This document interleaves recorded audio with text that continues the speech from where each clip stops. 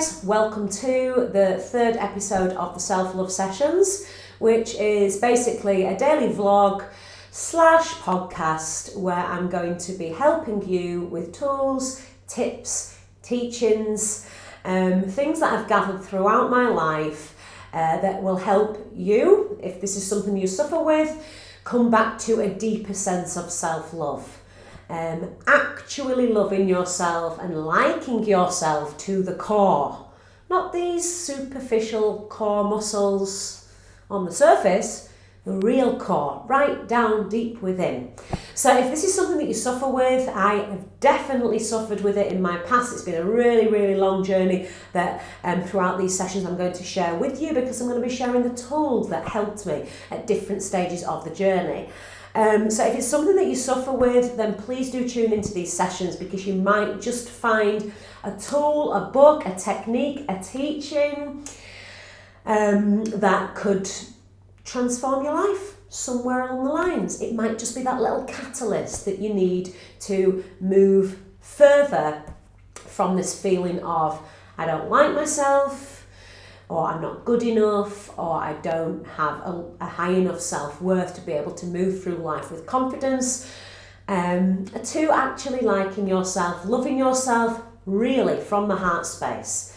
Okay, so stay tuned if this sounds like your bag, and I'll hopefully try and keep it as short and sweet as possible. Okay, so let's get into what we're doing today. Today I'm going to be talking about a book, a specific book that I have held very close to my heart for many, many years, and I'm going to describe this book as probably the best book I have ever read to help with self-image, to help with understanding that you are worthy enough, you are good enough, and it is not you. You are not a problem. You're absolutely fine deep down. You're absolutely fine.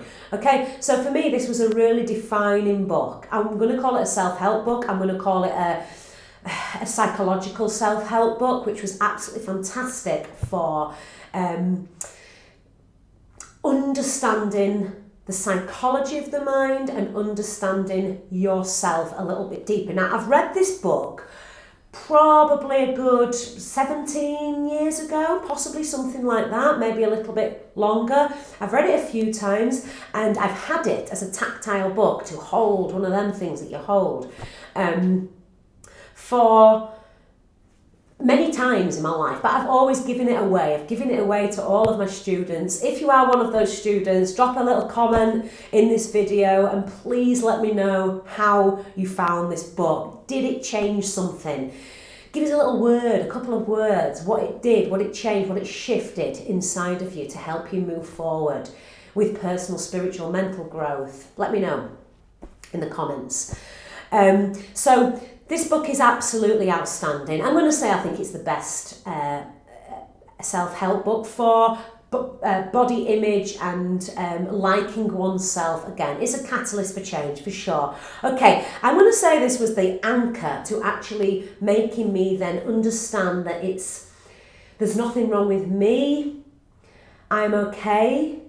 Wow, now how do we work with this? And that was the catalyst for me to change. That was the catalyst for me to start my really transformative journey through self-discovery, self-development, and the journey of liking myself to the core.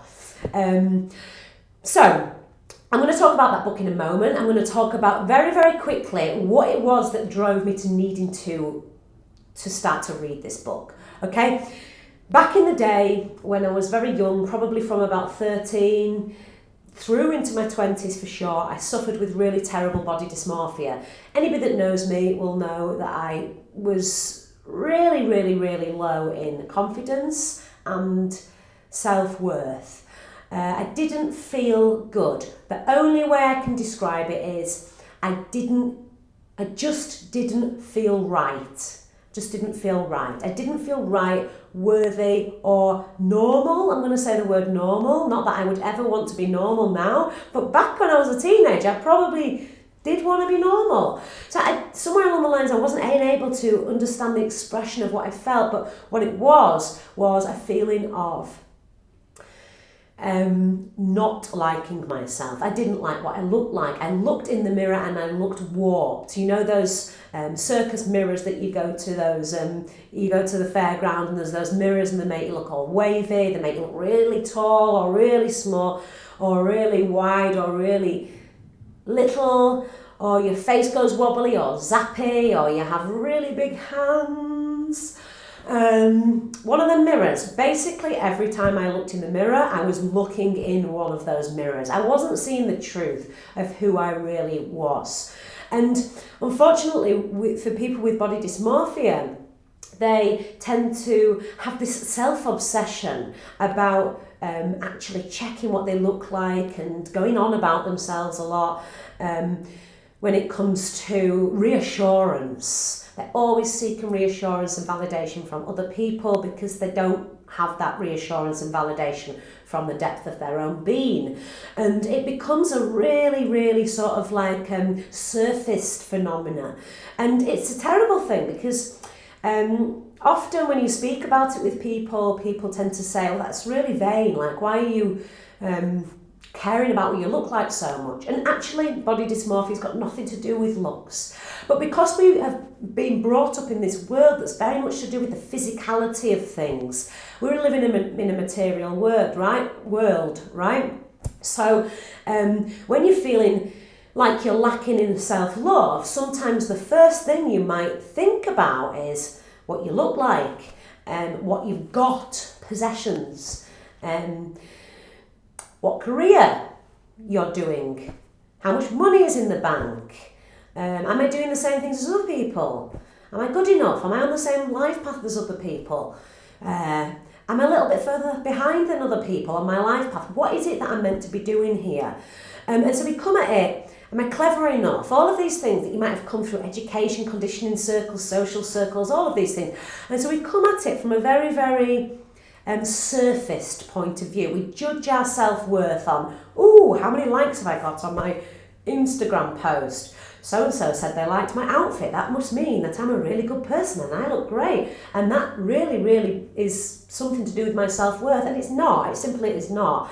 It's just something that's going to feed the superficial self-worth, which is part of the ego. And what I want to teach is real self-worth that comes from the heart, an actual liking of yourself. So this book that I read was a real sort of light bulb moment. I was searching the internet as you do, searching Google, Amazon, all of these things. Help me. I don't like myself. Why do I feel so rubbish about myself? These are my manic fingertips typing. Why do I feel so rubbish about myself? What can I do about this? Can somebody help me? I don't feel good, like I look good in the mirror. Everybody else looks better than me. Everybody else has a better job, a better career, a better lifestyle than me. My mental health is not good. Everybody else seems like they're fine. Really manic like that, right? And it created anxiety, depression, OCD, check-in, lots of different layers, multi-layer to this just pure fact that I didn't love myself to the core. So I found this book, and the book is the most fantastic book I've ever read. I really recommend you get it. I've popped the link into the comments of this video. And it's called Psycho-Cybernetics by Dr. Maxwell Maltz. Okay, and Psycho-Cybernetics is sort of loosely translated as a helmsman who steers his ship to port. A helmsman who steers his ship to port, okay? Psycho-Cybernetics. Now, Dr. Maxwell Maltz, who is a fabulous man, and he's written a very, very, very helpful, practical and purposeful book for liking yourself again, wrote this book with in mind of this helmsman steering the ship to port. The book is about steering your mind to a productive goal so that you can reach the greatest port on the planet, in the world. And that port is peace of mind. Okay, so the book is about peace of mind. Now, peace of mind is something that I really like to teach. We live in a world where we like to collect things, things that are to do with our healing, possessions. And sometimes I feel like these can be distractions to actually get into the nitty-gritty of the job at hand, right?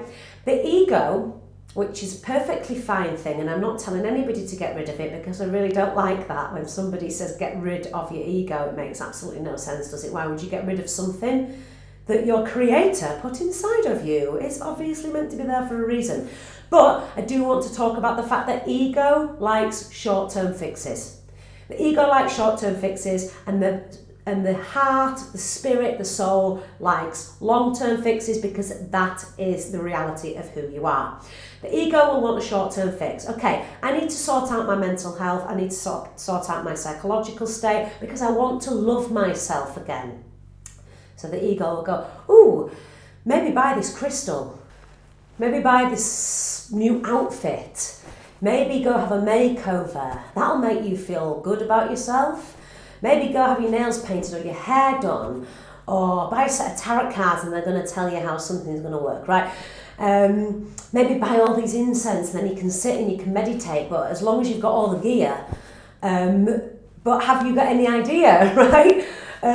So the ego wants these short-term fixes to liking yourself, and they simply don't work. They're just distractions to the real, actual liking yourself.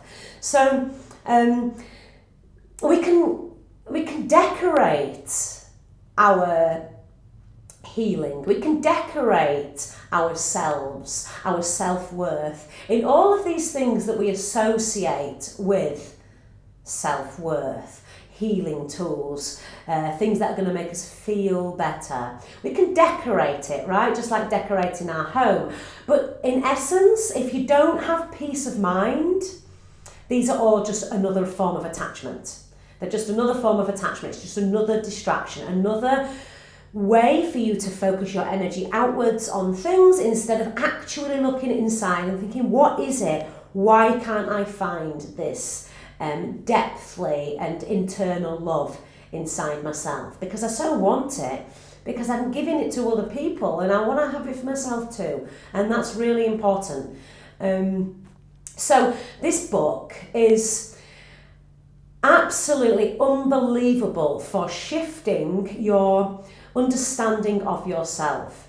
It's got a real nice ring of common sense, which I think is a very practical way to look at stuff. I'm a very practical and also a very magical style of character. I like that mix between the feminine energy of the magic and the masculine energy of the logic. Both things work very well together, right? And I'm going to actually talk about this as we move through the journey, the self-love session journey, and as we get through it I'll talk about this sort of magic versus logic sort of thing. But what is really, really important is to understand this mind, this peace of mind, understand yourself a little bit more, watch the mind, become an observer of the mind. Now, Maxwell Maltz, in this book, he is a plastic surgeon, and he talks about people coming into his surgery and saying things like, oh, I don't like my nose, it's just abnormal. It's been similar to what I was saying about the body dysmorphia. It's abnormal, I don't like it, it's too big or it's too whatever, it feels deformed on my face. Please sort it out for me. And Maxwell Maltz, the doctor, was saying, these people are coming into my surgery describing a characteristic about themselves that was the first thing I looked at and thought, wow, hasn't he got a really beautiful, striking Roman nose? He looks fantastic. Yeah. And people coming in going, I don't like my lips, I don't like the way my hips are here, please sort it out. And these characteristics that people are describing of themselves are the characteristics that Dr. Maltz was thinking as people were walking into his surgery. These were the things that make that person beautiful and unique.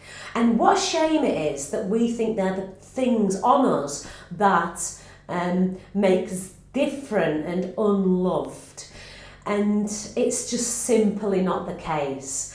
And this is really what started to hit home with me in this book. So if you do suffer with body image mainly, this is very much to do with body images, this book. Mind-body connection, it talks about a lot.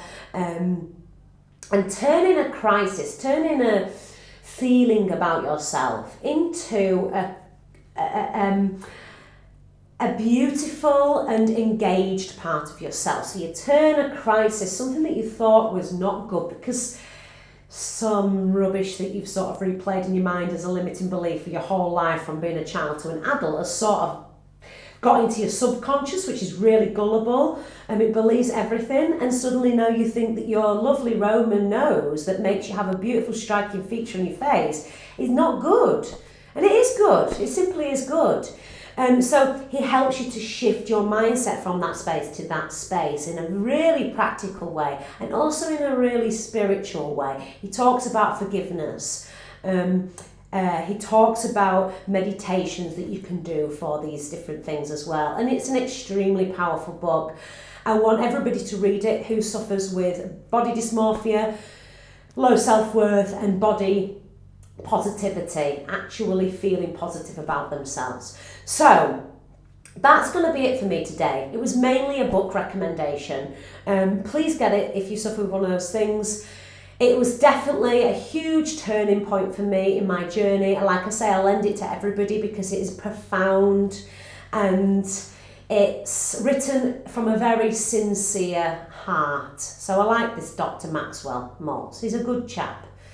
Okay, tune in tomorrow if this was helpful. The book link is down in the comments, and lots of love to you all, Satnam. Ciao.